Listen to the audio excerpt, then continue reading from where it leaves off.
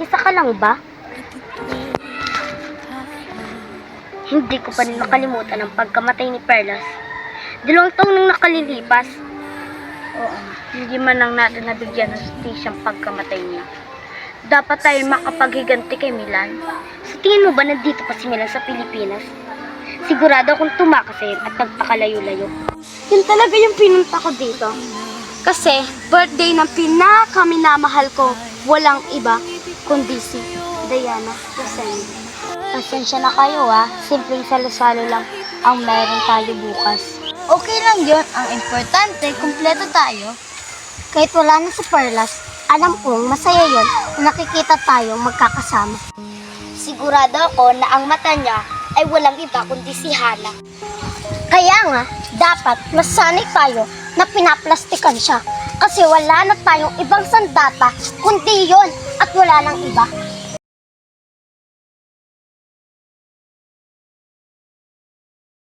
Ikaw na ang bahalang lumagay ng lasing dyan. Happy oh,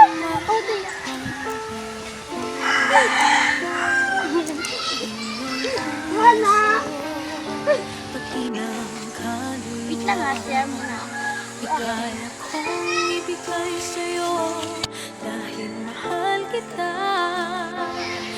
Oh, Rihanna, inom ka muna, baka mapagod ka. Thank you.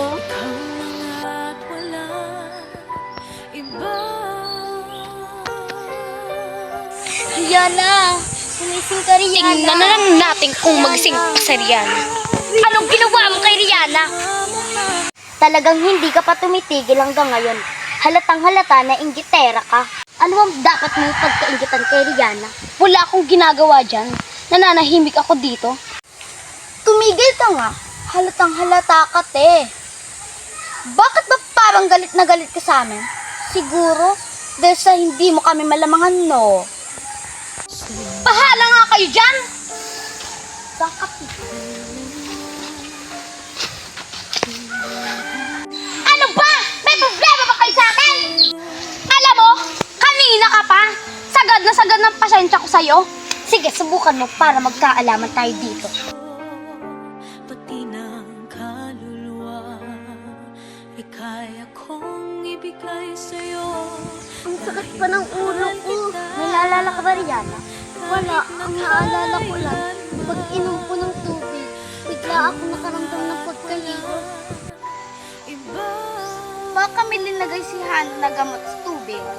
Kaya nahilo ka kanina. Oo nga, no? Hayaan mo, Rihanna. Bukas maggaganti tayo. Buisit! Nagtataka pa rin ako kung bakit hindi natuloy ang yang Rihanna na yan. Kahit nilagyan ko na ng laso niyang inumin niya, wala pa rin nangyaring masama sa kanya. Oh, Hana. Oh, Milan, bumalik ka na pala dito sa Pinas. Oo naman. Pero bakit parang ang init-init ng ulo mo? Sino mang di mapubuisit na gumawa ka ng plano, pero palpak naman. Ang dami palang tinatagong sikreto, Milan. Stop it! Ayoko nang balikan ng nakaraan. Speaking of nakaraan, ano yung birth certificate sa bag mo? Bakit, Hana? Pinakialaman mong laman ng bag mo? Huwag na huwag mong papakialaman ni isang gamit doon.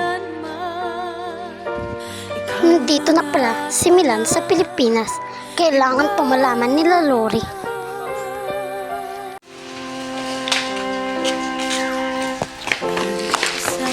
Oh, Diana. Kano nga ulit si Ma'am? Si Ma'am Lynette? Oo. Siya na yung nagpalaki sa akin. At siya na rin yung tumayong magulang. At pamilya ko na siya. Kaya pala palagi ko nakikita magkasama kayo pa ulit. Kaya pala ang itaas ng grade mo, Diana. Iba ka talaga.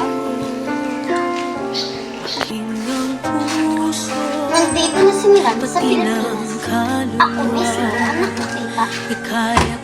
What do you mean? Huwag mong sabihin. Magsisimula naman ang Kahit naghailanman. Umuwi ka na pala ng Pilipinas. Mabuti. Kinaya ng konsensya mo na magpaibang bansa na hindi kasama kapatid mo. Of course, why not? Nabuhay ako na wala siya sa piling ko. Kaya tumabi ka nga dyan. Pagmamahal sa init at lamig ay di ka Ngayon lang yan, tutulungan kita. ang mga bituin gagawin. Panibagong kabanata, panibagong karakter. Abangan si Marvin Manila bilang Mateo de Guzman sa episode 21 ng Maling Akala na teledrama version.